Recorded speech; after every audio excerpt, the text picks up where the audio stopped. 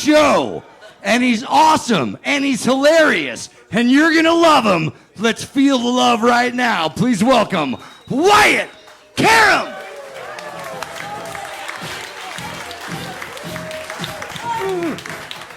God, I hope I don't suck now. So I've recently reached rock bottom in my life. I work at Target. And the other day I was just thinking to myself, do we have to have the Target logo on our uniforms? Because I feel like we have a lot of issues with gun violence in this country, and now I'm literally wearing a giant Target. And I don't know if you've seen the bathrooms there, but oh man, talk about a place that needs a Target. It's kind of like a Six Flags water park ride, you know, like 90% other people's piss and only 10% water. It's kind of ironic how Target constantly misses the target. It's like how God gave me this huge tongue where I can literally pick my nose, lick my nose with it, but then I can't find the G-spot when I'm going down on my girlfriend. I'm sorry, baby. I'm getting better, though, right? Ugh. It's what I imagine working in hell to be like. Although I don't think that's fair to the fine folks at the DMV. Yeah. It does get pretty bad, though, especially when like little cliques begin to form with my coworkers, like in West Side Story. So I go around, I start snapping at all of them like this. Unfortunately, I work with a bunch of high schoolers who don't get the reference, so they all just think I have Tourette's. But some of the coworkers I do fuck with, like this one girl came up to me and was like, "Hey, Wyatt, if it wasn't an STD, don't you think chlamydia would be a beautiful name for a little girl?" And me trying to be all smooth, I was like, "Well, yes, why don't we go back to my place and have a little chlamydia?"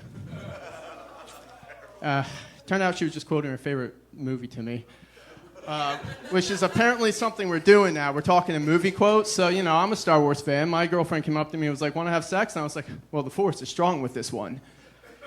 But unfortunately for me, when we got done, she hit me with the other famous Star Wars quote, "Much to learn you still have." Yeah. And another thing about Target is, why does everyone think I'm an expert of all the products there? Like I mentioned before, I work with a bunch of high schoolers. I'm clearly not an expert of anything except for dropping out of college. Like, one guy came up to me and asked me which toothbrush was best. Ugh. Sorry, that giant tongue again. But yeah, a guy asked me which toothbrush was best, and I handed him a toilet brush. A woman came up to me and asked which electric toothbrush was best, so I handed her a vibrator. I figure you could put both in your mouth. Ugh. The weirdest request was probably when someone asked me where we kept our dogs and cats, so I pointed to the frozen meat section. At least I used to try. Now people come up to me, I'm like, "Dude, I don't fucking work here, man. This is just a red shirt. Go bother that fucker over there." Ugh.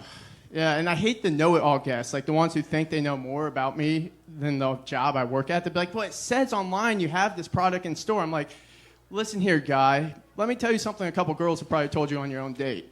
But no means no." Ugh. I'm telling you, I have severe clinical depression, and I've never once thought about self-harm until I started working at Target. Made me happy gun shops were a thing.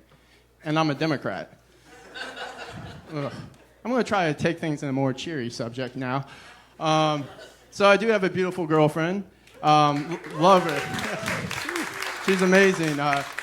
She's Latina, comes from a family of immigrants. And you know what? They just get a bad rep, you know, in the news and all that. Like, just the other day, her family showed me how to properly saute and eat my dog. And we had the cat for dessert. Speaking of dog, I really need to stop smoking weed around my dog, because I swear this motherfucker got up in my face and started talking to me the other day. Like, me and my dog not my dog, that would be disturbing. Me and my girlfriend are going at it doggy style.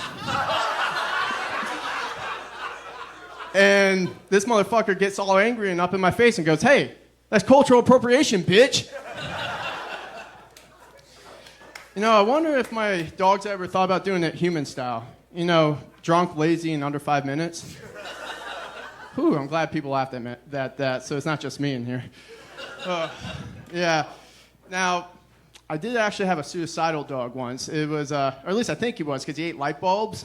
And then he pooped out little glitter balls. It was disgusting. And I go to my dad. I'm like, oh, my God, is he going to die? What should we do? And he goes, let's feed him red and blue ones and have next year's Christmas ornaments.